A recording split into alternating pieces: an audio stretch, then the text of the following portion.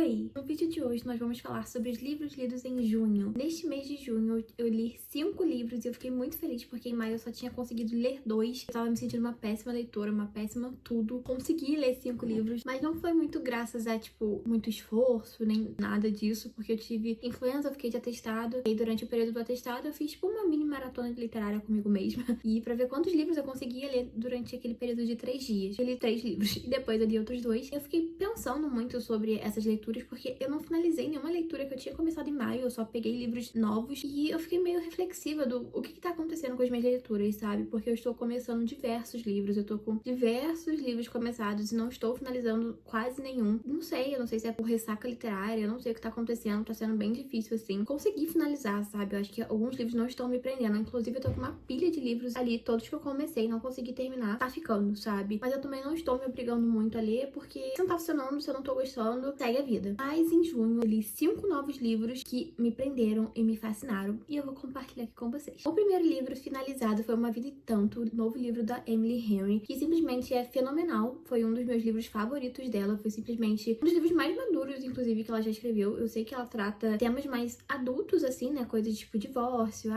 essas coisas assim, mas esse livro, ele me pegou de uma forma muito diferente. Eu acredito que seja porque ele me lembrou muito a escrita da Taylor Jenkins e me lembrou muito Os Sete Maridos de Evelyn Hugo. E nem é meu livro favorito da Taylor Jenkins, sabe? Mas eu gostei muito de Uma Vida e Tanto. Eu gostei como tudo foi muito bem encaixado, tudo muito perfeito. A história é muito profunda. E nós temos duas histórias, né? 3 histórias, na verdade, acontecendo simultaneamente, né? É a da Margaret, que ela está contando a sua história, que também é uma história muito imersiva. E assim, não me pareceu tão real quanto a da Evelyn Hugo, mas ainda assim, é uma coisa que eu fiquei curiosa. Eu quis saber, sabe, sobre essa dinastia, assim. E também temos a história da Alice e do Hayden, que pra mim, gente, assim, fenomenais. As histórias deles foram muito boas, sabe? Essa coisa meio Grumpy, Sunshine, eu morro de amores por isso. Eles estão disputando a mesma vaga. Ai, gente, assim, tudo foi muito bom, casou muito legal. A escrita da Emily também, nesse livro, pra mim, não foi uma escrita cansativa, não se estendeu demais. Porque é uma coisa que eu tava sentindo muito nos últimos livros dela, que os livros estavam ficando muito extensos, sabe? Em momentos que não precisavam. Isso não aconteceu aqui. Eu não sei se é porque eu estava muito imersa mesmo nesse universo, mas pra mim tudo encaixou perfeitamente e foi incrível, assim. E o segundo livro finalizado, falando também em histórias que se estenderam demais e podia, entendeu? Ter sido mais rápido. Temos As Regras do Jogo, que foi um livro que eu gostei muito. É o segundo livro da Sarah Adams que eu gosto demais. Ela lançou Táticas do Amor e esse livro, né, As Regras do Jogo, é do mesmo universo. E sim, perfeito, 10 de 10. Só que em alguns momentos eu senti que ele se estendeu demais. Podia ter dado uma enxugada ali. E não são coisas tipo,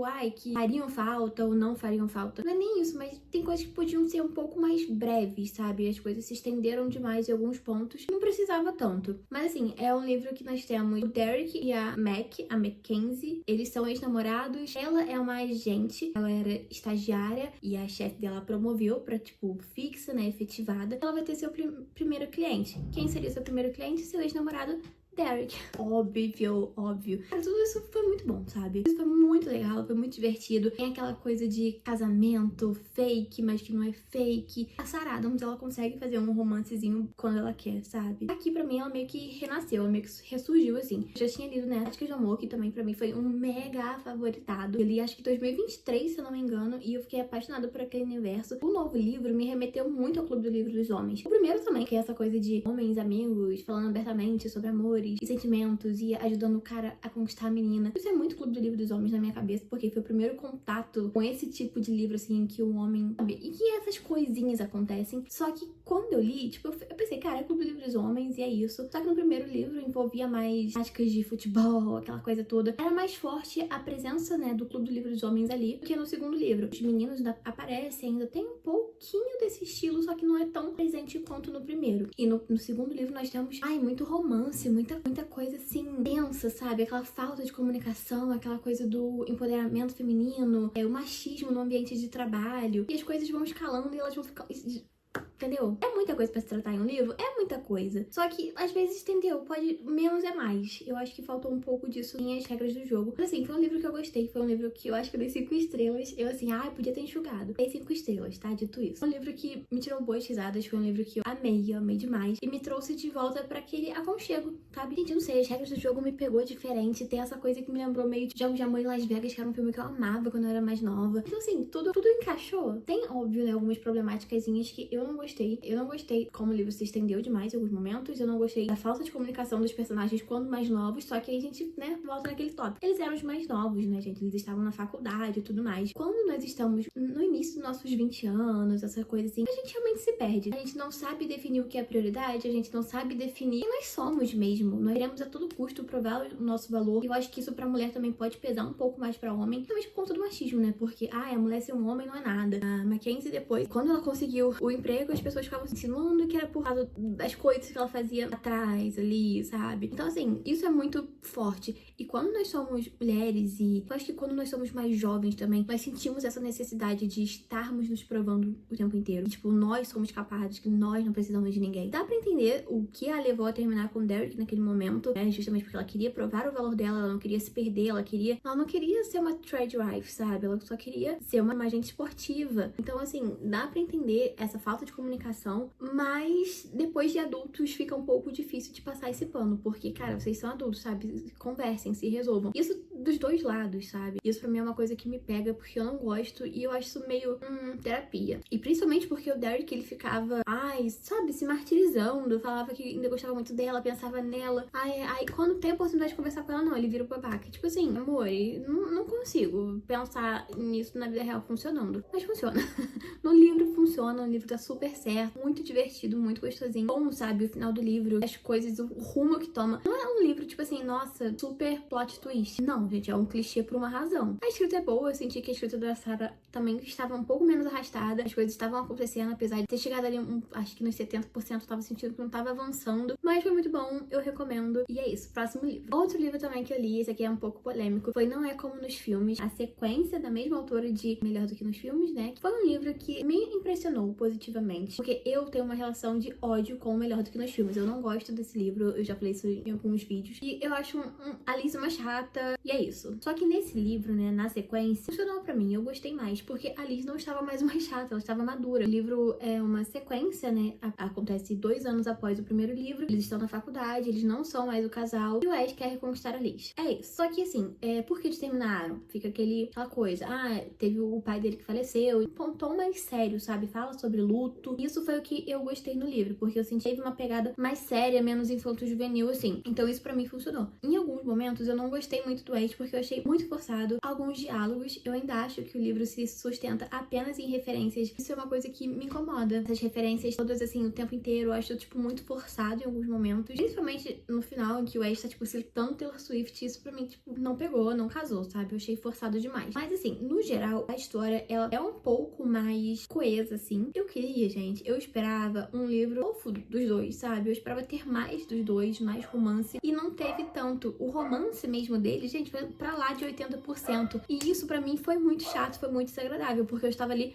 pelos dois. Eu tava muito animada também, porque eu sabia que tinha 2 pontos de vista, né? Tinha o ponto de vista do Ash. E o Ash, pra mim, era o melhor acontecimento do primeiro livro, porque ele era super maduro, apesar da Alice ser uma chata e as pessoas ficarem justificando, que não sei o que, sendo que, tipo assim, no primeiro livro eles já tinham quase 18 anos. Então não justificava as atitudes dela, chata daquele jeito, no primeiro livro. E ele era super maduro, super coeso. Já nesse segundo livro, ele tá chato pra caramba, porque ele tá nessa pira de que ele quer reconquistar a vida dele, o tempo perdido, e não sei o que, quer reconquistar ali. Putz, grila, é muito chato. E isso realmente me estressou demais. Me estressou por quê? Porque eu senti que o Ace, ele meio que deu uma regredida. Ele queria avançar, ele queria recuperar o tempo perdido, mas ele regrediu um pouco. Principalmente por essa questão, né, da falta de comunicação. Eu entendo que ele estava passando por um período de luto e tudo mais. O luto é uma coisa muito particular. Ele teve que assumir um posto, né, de homem da família. Nossa, tipo assim, em níveis absurdos, assim. Níveis absurdos. A mãe dele negligenciou completamente os filhos. Eu não sei, eu fiquei meio, tipo, não faz muito sentido as coisas, sabe? Ali, de novo, querendo fingir que um cara é o namorado dela. Tipo assim, pra quê? E aí, do nada, esse cara desiste, que não quer mais e joga tudo pro ar. E foram coisas que, tipo,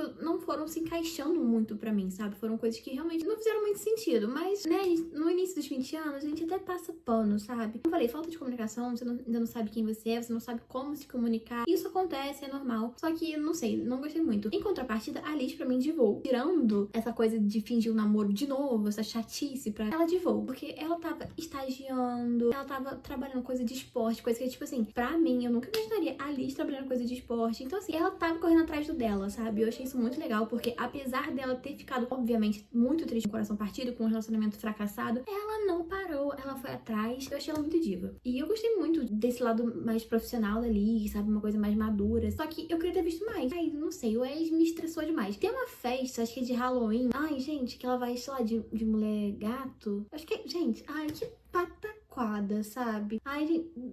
Nossa, eu achei isso uma tosquice. Ai, gente, pelo amor de Deus. E eu entendo que talvez eu não tenha gostado tanto porque eu não seja o público-alvo. Talvez, só que, tipo assim, eu gosto de romance, sabe? Eu gosto muito de romance. Só que, não sei, esses romances muito jovens, assim, essas coisas muito específicas não me pegam. Então, não sei. Às vezes, se fosse em outro contexto, faria mais sentido. Não sei, mas eu não gostei. Mas, assim, no geral, o livro não foi ruim, sabe? Eu gostei mais do que o primeiro livro. Eu acho que eu dei 3 estrelas. E, assim, é um livro bom, sabe? É um livro bom, só que isso, é um livro que você precisa estar indo ali com a sua mente muito aberta pra você não se decepcionar. Mas tem muita gente que gosta desses livros, né? Mas é o que eu digo, eu acho que as pessoas gostam por conta das referências, cara. E tem muita referência de, tipo, a atualidade mesmo. Filmes, né? Óbvio que tem muitos filmes antigos que são citados, clássicos do romance e tal. Mas tem músicas, tipo assim, eles citam Taylor Swift, sabe? Assim, não sei, eu acho que é isso que pega comigo, porque eu acho muita forçação. Não é uma leitura ruim, sabe? Se você não se importa com essas coisas, se você só quer, tipo, algo muito bobinho, nossa, vai te agradar super, assim, super. O quarto livro lido foi O Segredo da Empregada. Este segundo livro dessa trilogia, eu espero que seja uma trilogia da empregada. E assim, pra mim foi muito bom. Não foi, assim, muito bom naquele momento que eu estava lendo, porque depois que eu parei pra pensar, já não tinha sido mais tão bom assim. Mas durante o momento da leitura foi muito bom. Eu dei, acho que 5 estrelas ou 4. Quantas estrelas eu dei? Não me recordo. Foi de 3 a 5. É isso. Aí, imagina, eu dei 2. No final daqui, na edição, eu vou botar quantas estrelas eu dei, tá, galera? A leitura em si foi muito boa. Eu lembro de ter devorado esse livro. Foi muito rapidinho.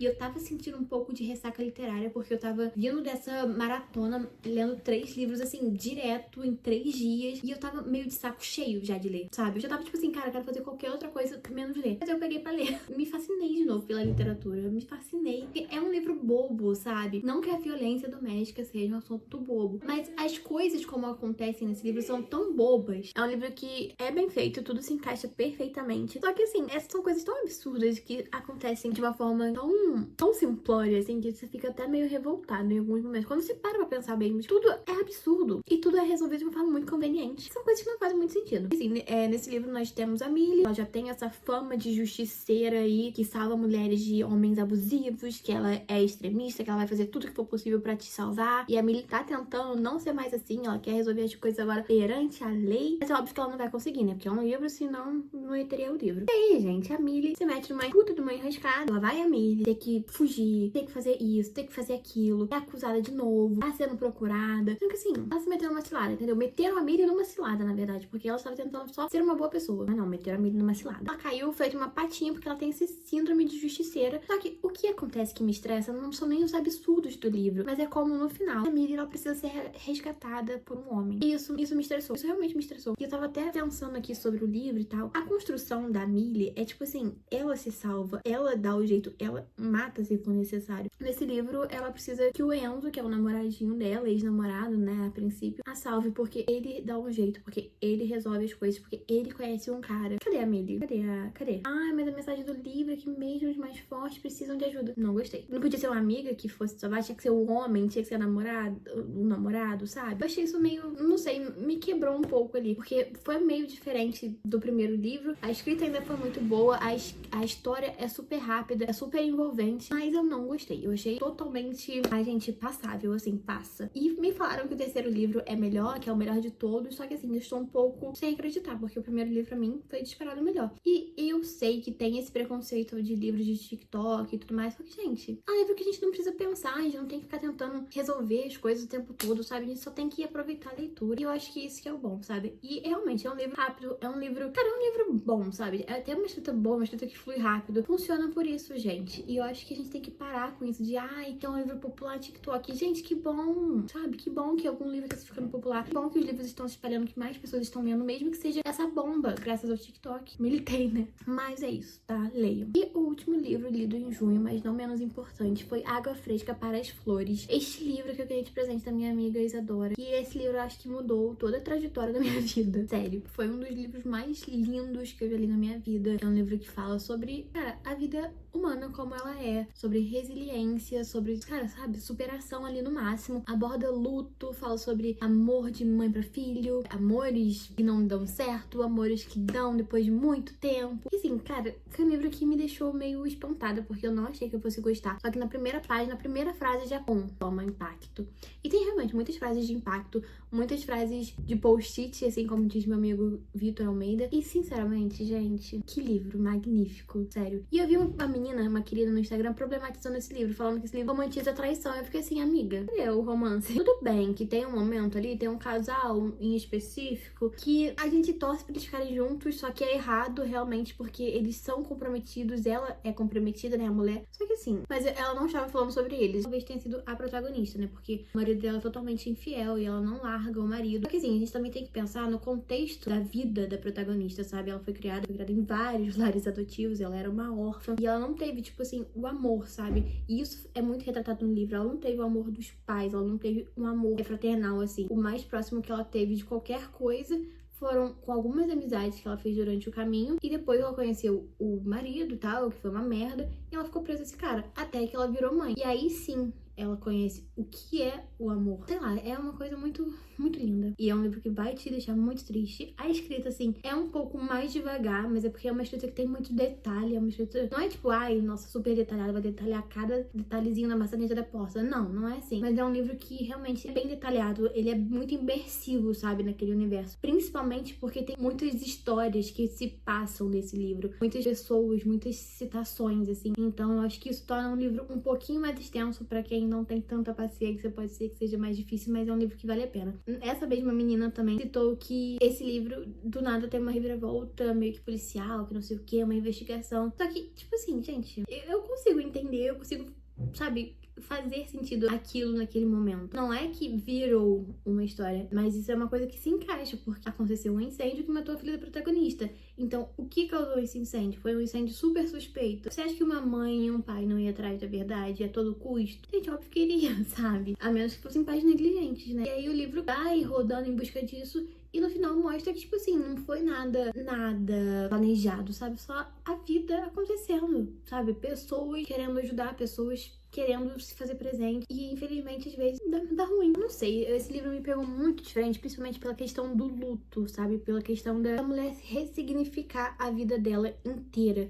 E isso eu achei muito, muito forte, muito específico, assim. Principalmente a forma como cada pessoa lida, né, com o seu próprio luto e tudo mais. Como cada pessoa consegue viver a sua vida após ter uma partida, uma despedida. E assim, gente, sério, muito bonito. Sobre como a gente se reconstrói, sabe? Depois de tanta coisa ruim, sobre como a vida tá sempre batendo na nossa cara e a gente sempre... É isso, a gente tá se reconstruindo. Por mais que a gente pense que não, por mais que a gente fique ali achando que a vida nunca mais vai ser a mesma, ela realmente não vai ser a mesma, só que ela vai se tornar melhor em algum momento, sabe? Nada é eterno, tudo é uma montanha russa, mas tudo sempre pode melhorar. E eu acho que essa é a mensagem mais forte do livro, assim, sabe? Sobre como a gente pode se reconstruir, se reencontrar, e nunca é tarde pra isso. Favoritado, tá? A escolha de melhores do ano, esse ano tá difícil. Mas é isso, gente. Esses foram os meus livros lidos em junho, e até o próximo vídeo. Tchau!